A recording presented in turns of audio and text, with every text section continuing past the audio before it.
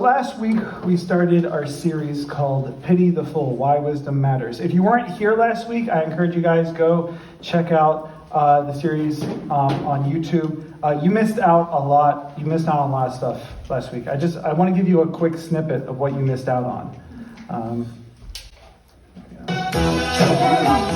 Treat your mother right. Treat her right. Treat her right. Mother, there is no other like mother, so treat her right. Okay, so here's the thing. If we get 100 youth at youth group by May, by the end of the school year, I will dress like that. I will find short camo shorts, the vest, and the gold chains. We need. You know what? I'll change that. I will change it to 75. How's that? Is that good? So if everyone here invited, 500. 500 instead. you think you could do 75? No, I'm saying you should really get up to 500. No. Oh yes. Mr. Dunn said I'll dress up as the background singers. Oh, and they're dressed up for 100. Should we make it 100? So 75 and 100? Yes, There we go. So yeah. So if each of you invited 3.5 people, then we would get that. Well, actually 2.5, 2 and 3/4 person. There's 21 of you here tonight. So if we add 54 to that, I will dress up like Mr. T. By the way, that was Mr. T. Okay, Mr. T talked about wisdom all the time. Specifically, he pitied fools. He didn't want you to be foolish. And so that's why we're talking about wisdom this month. We're talking about how we don't want to be fools. The first thing that we talked about was you are not the smartest person that you know. Does anyone remember what are we supposed to do if we're not the smartest person that we know? Get someone that knows more than you. Get someone that knows more than you. Go to someone for advice, right? And so last week we talked about 3 attributes or 3 things that are needed to go to someone for good advice. I'm looking for the 3 things in order. Does anyone remember what the first one is? If you have that card in your wallet I gave you last week, you can look at it, you can peek at it, whatever works for you. Anyone know the first one? Go ahead, Amaya. They share passion. They share a passion for what? God. They share a passion for God. The first thing that you want in someone that you go to for advice is that they share the same passion for God as you. Amaya, can you come on up here? Go ahead. You get to pick out of the garbage bag of garbage and fries real quick. Anyone know the second one? Come on up. Did I put that other thing in here? I think I did. There's some big things in here and small things in here, so reach around and pull out whatever you want. Get the big thing. Okay, go ahead. So there you go. You got some sunglasses that can actually record things. So there you go. It needs to be charged though, but there you go. You want? So, okay, Senna. They've been where you want to go. Close. They've been where you want to be. I'll take it. So the first thing we want is we want someone who shares the same passion for God as you. We want someone who has been where you want to be. And what'd you get there? A tie master? Why don't you open up, see what's inside? Open it. By the way, sometimes I use other boxes, but there are recording sunglasses in there. Does it work? We'll open up there. There you go. Oh, it's empty. Well, wait, it's not completely empty. Okay, so there you go. You got a $5 Below gift card. There you go. That's $5. Awesome. Go ahead. And the last thing? Find someone that have nothing to lose by being Close. Not quite. You're missing one word. They have nothing to lose by being honest with you. That's right. Come on up. So when going to someone for advice, you want someone that shares the same passion for God as you. You want someone who has been where you want to be. And there you go. You might need to open that up and see what's inside of it. Sometimes there'll be gift cards in boxes. Sometimes there'll be actual items, but you can see. So there you go. So last week, you're not the smartest person that you know. This week, I want to talk about another aspect of wisdom. Now, if you've heard of this contest before, I don't want you to blurt out that you've heard it and what the details about it are, but this is what I want you guys to imagine. I want you to imagine that you had won a contest. And the prize that you get in the contest is this, is that each morning, not just once, but each morning in your bank account would be put in $86,400. Why? Because you won. That's why you don't ask why. It's just you won, and that's what you get. $86,400. However, there are some rules to this contest. Okay? There's some rules. Here's the first set of rules. Everything that you didn't spend during each day would be taken away from you. So if you don't spend it that day, it's gone. You may not simply transfer money into some other account. You may only spend it. Some of you, I know, you're like, well, I'll just take it out and I'll put some here. I'll hide some away. It has to be spent. No, you cannot give it to someone. So each morning upon awakening, the bank opens your account with another $86,400 for the day. So you do get, so whatever you don't spend, you do get $86,400 the very next day. The second set of rules is this. The bank can end the game without warning. So you wake up and it's just not there. Okay? At any time it can say, it's over, the game is over, no more money. It can close the account in an instant and you will not receive a new one. So what would you guys personally do if you got $86,400? Buy a car. Buy a car, okay, and then? Drive it. Okay, you drive every day. Go ahead, Elijah. Buy a house. Buy a house, okay. Buy everything I want. Buy everything you want, and then what? That's it. And that's it. Okay, Kyrie. Give the money to charity. Give the money to charity. You can't actually give it away. No. No, okay. Go ahead. Isaias. Buy something expensive and sell it. Yeah, that works. That works. Adriana. Go ahead. Wait. I'll come back to you, okay? Chris. Make more offers. You cannot invest. It has to be spent on something. You cannot take it and put it into something else. Buy your way into a place? What do you mean? Could I buy my way into the Met Gala? Because that's a possibility. I guess you could. You'd have to wear your tax or rich dress. Buy a what? Okay. You buy the bank. You can't buy the bank. The bank's not for sale. Okay? I think if you tried to buy the bank would be like, game's over. You're done. So go ahead now. I remember it. Okay. Buy some stuff for my mom. Buy some stuff for your mom. Okay, that's nice. You guys already went. Hold on. It's my turn to talk now. Buy a TV. Okay, buy a TV on day one, and then day two you'd be like, what else?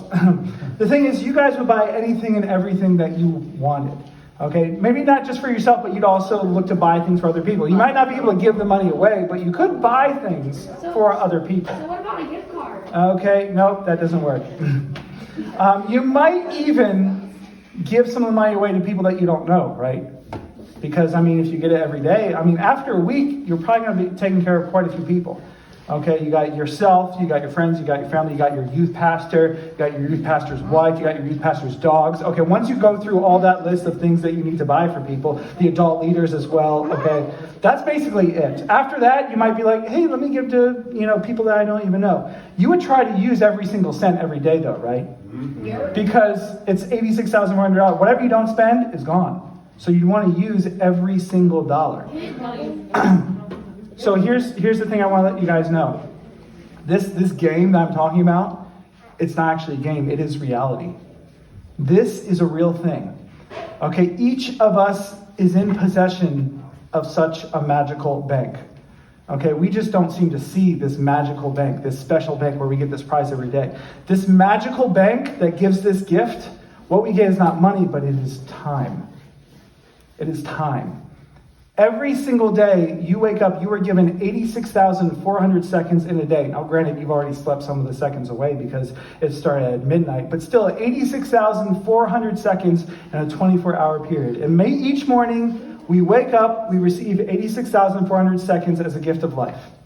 When the day is done, any remaining time that is gone, it's not credited back to us. We don't get it back. It's gone. It's spent. It's done. What we haven't lived up to that day is lost forever. Yesterday is forever gone. That's it. Each morning the account is refilled, but here's the thing, this magical bank, it can stop the account at any time. We don't know when we're going to die. We don't know when things are going to end. Without warning, it could happen at any time. And so every day you get this magical gift of 86,400 seconds, but you don't know when it is going to end. And this is what we all need to remember. And our main point for today, and that's this, is that you're not going to live forever. which means that you have a finite amount of time. That means not infinite. Infinite means keeps going. Finite, finite, okay? That is the opposite of infinite. There is a set number. You only have this many seconds in your life. And so the question is, how are you going to spend them? What will you do with your 86,400 seconds every single day? Would you enjoy your life? Would you make the most of it? Would you waste it away? One thing that I've realized as I've gotten older, and everyone else agrees with this I talk to, it seems like time goes faster as you get older. It's something that just keeps going. And so today, the scripture that I want to look at is this. It is Ephesians 5:15 and 16. What it does is it tells us to make the most of every single opportunity by saying this: be very careful how you live, not as unwise, but as wise, making the most of every opportunity.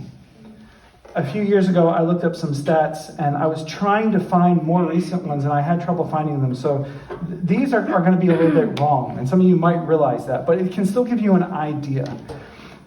These are some random stats on time spent in life.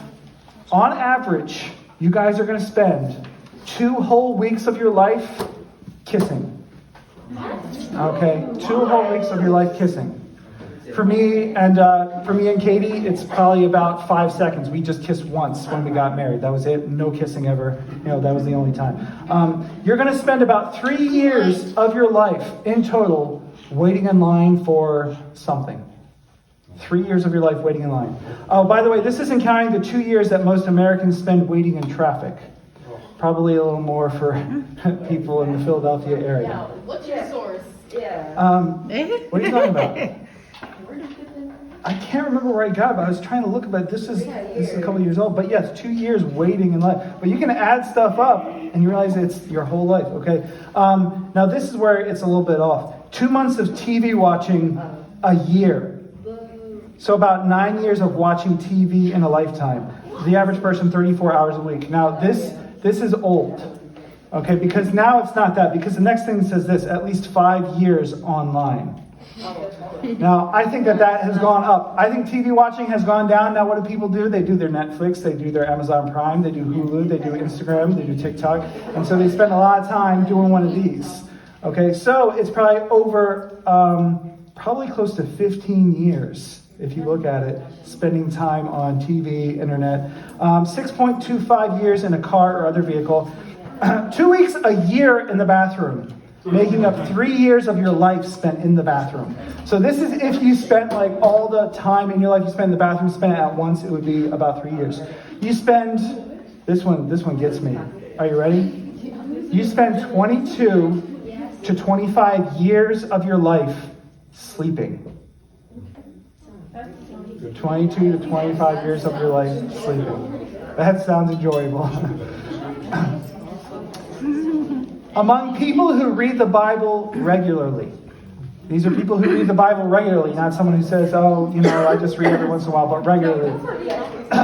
It is an average of 52 minutes a week, or 7.5 minutes a day, which is 45 hours a year. That comes out to a little over 131 days in an average lifetime, which isn't even half a year. That's the average person. I have something that I want to show you guys, and I might need some help. The whole idea that I want to give to you guys is this is about how you spend your time. Now, I can't tell you how to spend your time. I can't tell you the things that you need to do to spend your time wisely. Now, you could talk to someone who has been where you want to be. So if there's a certain thing that you want to do with your life, you can say, that's what I want to do. Well, how should I be spending my time? You can talk to them. But there are some basic principles that I want to give to you. So I have an illustration I want to share with you. I have 3 cups of sand here. And the sand here represents the little things in life. Is it edible sand? No. Is sand ever edible? Why would I ate sand. Yikes. Oh, I guess it could be. I mean, you want to try? Just kidding. So we have sand here. Now, what this sand represents is this sand represents the little things in life. These are things like, Instagram, TikTok, video games, the things that aren't important. So when you're 75, 80 years old, you're looking back on your life, this is like just the little things that you do, like the phone games that you might do. I don't know. It's just basically the unimportant stuff. What this jar represents is it represents your life. Now, what most of us tend to do, and I see this especially among young people and old people who aren't driven. And what they do is they spend their life doing the things that are fun, that are just fun to them. It's like, it feels good now, so I'm going to do it. So I will spend 3 hours, just looking through Instagram and scrolling through. Okay? And then they do all the other little fun things. I'm going to spend, whatever, it's just 4 hours a night playing Fortnite. Let me just pour that in. Okay? And then what is something else that people do that's not really important, but they can spend a lot of time doing? Shopping. No, sleeping is really important. TikTok's a good one, whether it's making TikToks or just scrolling through looking at other people's TikToks. Okay? And we pour that in. Okay? And that is all the small things in someone's life. The thing is, I want to look at some things that matter now. We're going to look at some more important things. But these aren't necessarily like the big things in life. But these are a little more important. What are some other things that are like a little more important in life? Sleep, learning, so education, right? Okay, let's see here. Let me grab this. And so we have stuff like education, okay? Education is important, school, right? It may not be the biggest thing for everyone because we're looking over the entirety of life. We have friends too, right? Friends are kind of important? Yes. Yeah, okay. Okay, friends are kind of important. I would put friends above TikTok and Instagram. Okay, I think it's more important. What else I write here? Your job.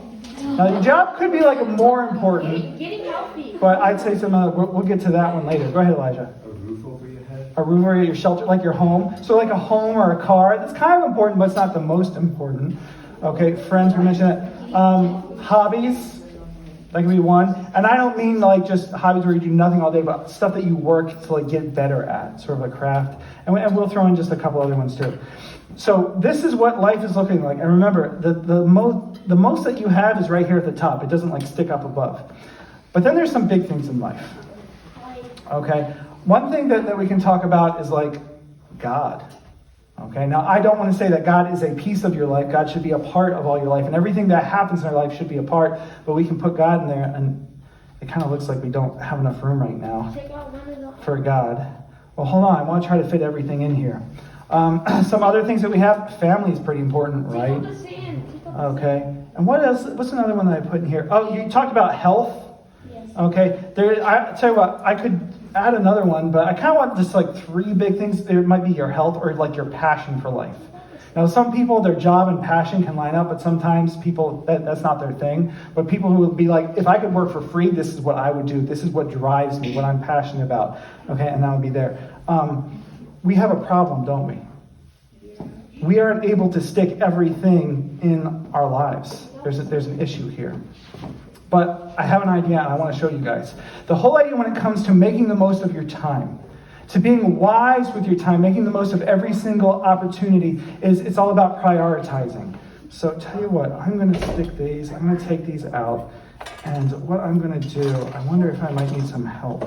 Let's see here, tell you what, maybe not. I think I can just pour it in.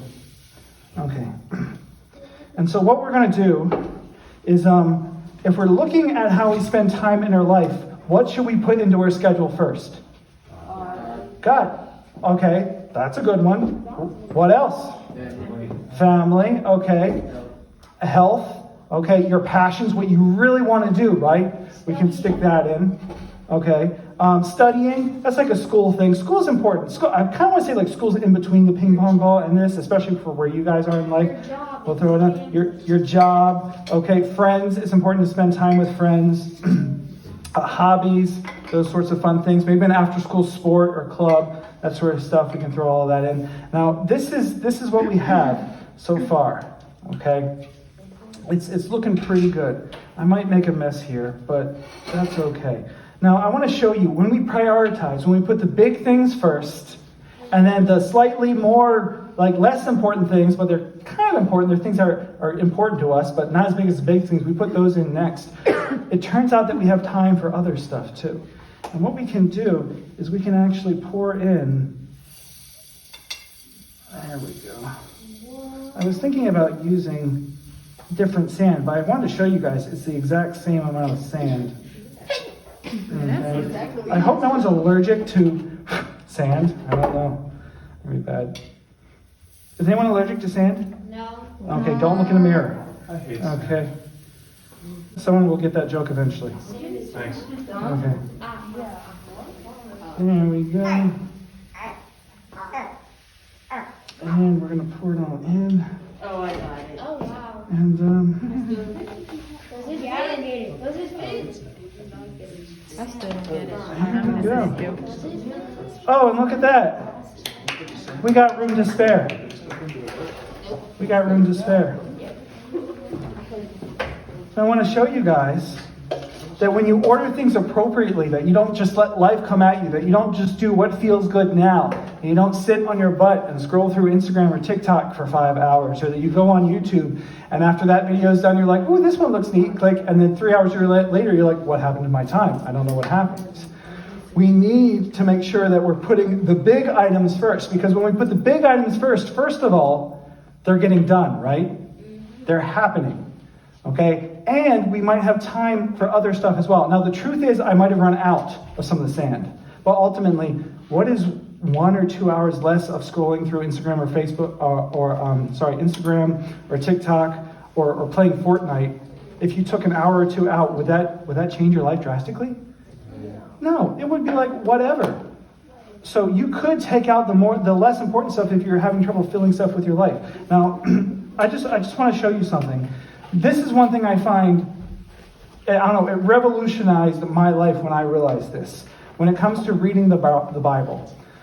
Some of you, you're like, I hate reading, Pastor Tom. I don't want to read the Bible. I hate reading. It's the worst. Guess what? I have good news for you. You can have the Bible read to you. There's an app on your phone. You can get it. You can click it, and this guy comes on in a nice, soothing voice, and he can read it for you, and you can just listen to it. So if you're on the bus, if you're running, if you're exercising, if you're walking to school, whatever it might be, you can just click it, and it will be read to you. So you can still get the Bible, even if you hate reading. So I encourage you to do that. By listening for just 28 minutes a day, less than half an hour, a person can go through the entire New Testament in 40 days. 40 days. So if you want to get the whole New Testament, okay, Jesus' life in the 4 Gospels, the birth of the church in Acts, all the letters that were written to the early churches, the early Christians, you can get that in 40 days by listening for half an hour a day. Now, I don't know what some of your commutes are like. I don't know what it's like getting to school or from school. You could do 15 minutes in the morning, 15 minutes in the evening. I'm just showing you, when we make something a priority and we put it on our schedule, it changes how we live our lives. I want to show you guys this as well. This is from christisthecure.org. They did some studies on how long it takes to read the Bible. They actually broke up the different sections of the Bible into how long it takes to read them. The Torah, which is the first 5 books of the Bible. We have the historical books like Kings, writings like Psalms, all the prophets.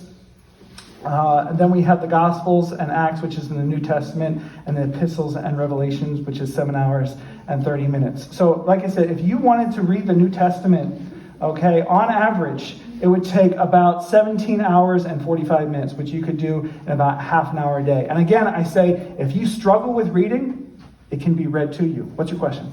17 hours and 144. 44 minutes, that's right. I said about, but that's good. Way to catch that. Here's the thing. If you want to read the whole Bible, in 2 years, you can get through the whole Bible in 2 years if you read just 6 minutes a day. Wow. If you want to get through it in 1 year, I want to read the entire Bible in 1 year, 12 minutes a day.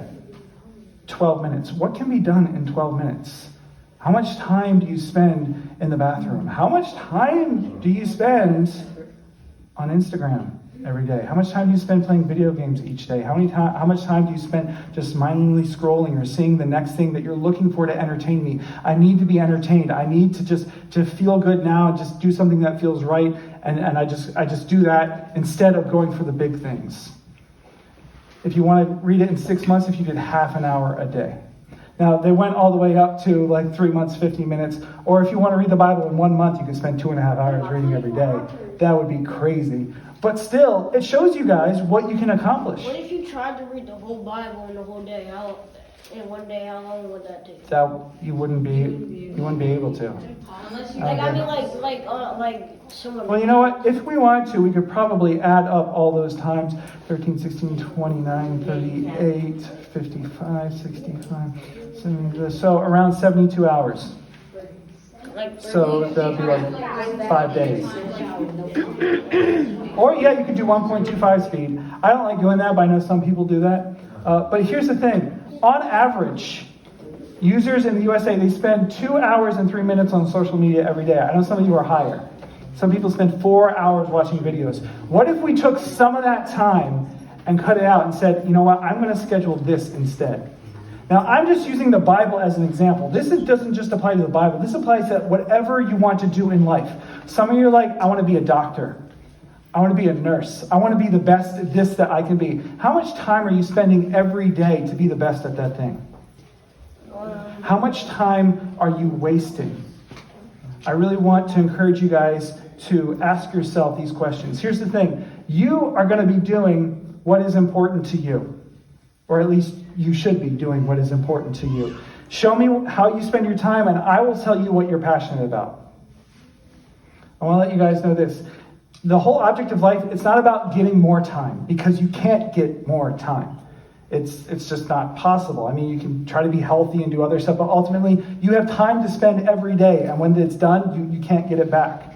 It's about how you manage what you've been given, how you manage the time that you have been given. And so what we are going to do is we're going to break out into small groups, and you guys are going to get some sheets, and it's going to have a layout of like your time from the morning all the way through to the next day. It starts at like 5 a.m. and then goes to like 4:30 the next day. And you guys are going to take some time to say, how do you want to spend your time? What would that look like? And you're going to spend some time going through those sheets for the rest of the youth group. You are then going to get a blank sheet for the week. And what I really want you guys to try to do is I want you to try to track your time for the next week.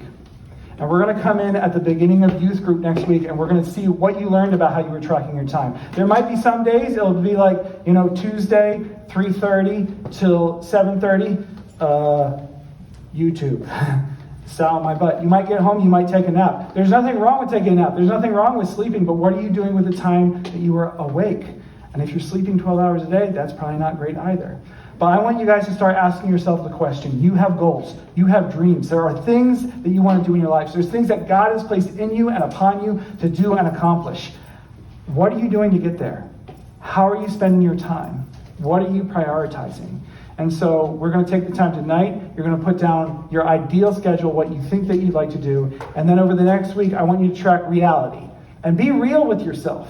Because if you're like, well, I only spent like 3 hours, but maybe I'll put 2 and be like, I spent 2 hours doing homework. Like, no, just be real with yourself. This is for you. It's not for me. You're not going to be graded on it. I want you to ask yourself the question, how am I spending my time with my life?